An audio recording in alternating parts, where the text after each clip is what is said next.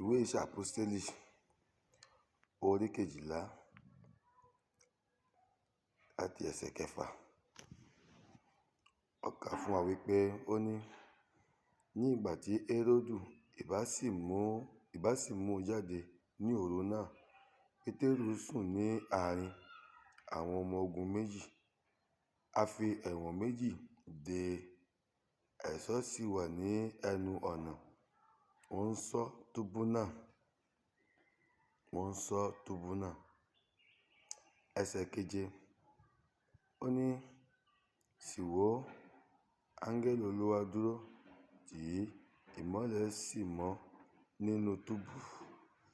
Ní ìgbà tí ó sì lu Pétérù pẹ́pẹ́ ní ẹ̀gbẹ́, ó jí i, ó ní, dìde kánkán. Ẹ̀wọ̀n rẹ̀ sì bọ́ sílẹ̀ kúrò lọ́wọ́ rẹ̀.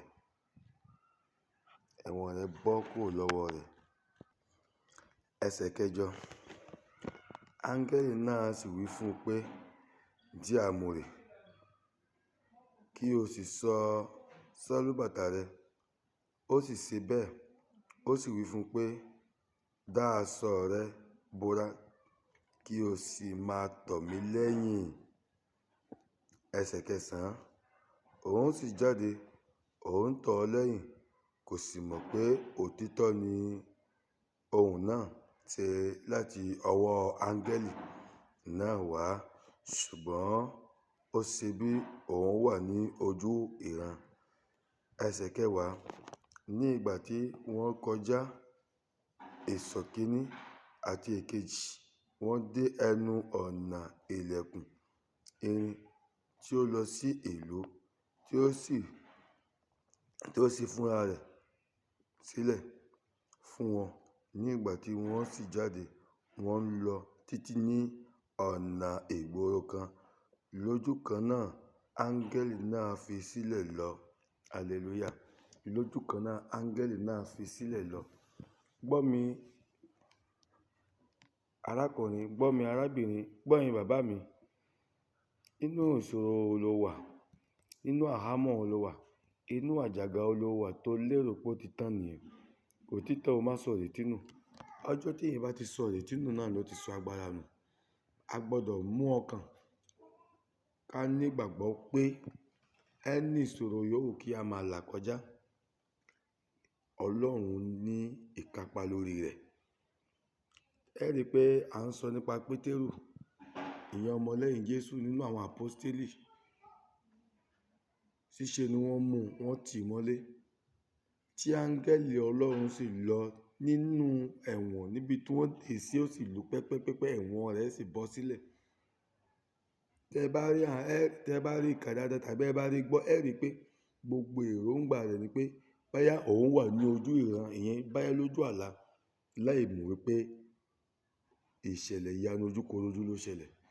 Bàbá mi, ìṣẹ̀lẹ̀ ìyanu máa ṣẹlẹ̀ ní ayé rẹ̀ o, má sọ ìrètí nù o. Nínú àjàgà yòówù kí ọ̀tá jù ọ́ sí, nínú ẹ̀wọ̀n ló wà ní, inú ìdààmú ló wà ní, gba Ọlọ́run gbọ́.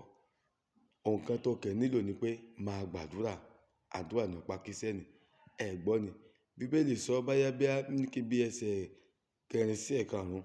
Ó ní ìjọ ń fi ìtara gbàdúrà. Ìjọ ń fi ìtara fi ń gbàdúrà. Ọ̀rẹ́, ǹjẹ́ ìwọ náà ò ti sọ agbára àdúrà nù? Ṣé ìwọ náà ò ti sọ agbára ààwẹ̀ nù? Àìlègbàwẹ̀, àìlègbàdúrà ló mú kí ọ̀pọ̀lọpọ̀ pẹ́ lóko ẹrú. Àìlègbàwẹ̀, àìlègbàdúrà ló mú kí ọ̀pọ̀lọpọ̀ kú sínú ogun. Tí o bá lè gbàwẹ̀, tí o bá lè gbàdúrà, dájúdájú Ọlọ́run yóò rán áńgẹ́lì rẹ̀ sí ọ, tí ó sì gbà ọ́ là. Gbàdúrà o. Àdúrà ní ọ̀pá Kírísítẹ́nì. Kírísítẹ́nì má ti wá sí mi lójú ogun lẹ́wà, máa ṣọ́ra. Kò sí ohun tí agbára Ọlọ́run ṣe tì, kò sí ohun tí ní orúkọ Ọlọ́run. Tí a bá ti ẹ̀gbọ́n ní Bíbélì sọ pé ó ní ẹnikẹ́ni tó bá rántí ké pe orúkọ Olúwa náà ní ó rí ìgbàlà. Ẹ má jẹ́ kí orúkọ Olúwa kó kúrò lẹ́nu wa. Orúkọ Olúwa kó máa wà lẹ́nu wa ní gbogbo ìgbà. Ẹni ìṣòro yòówù ká máa là kọjá, ẹni ogun yòówù kí ọmọ aráyé máa gbé tì ọ́.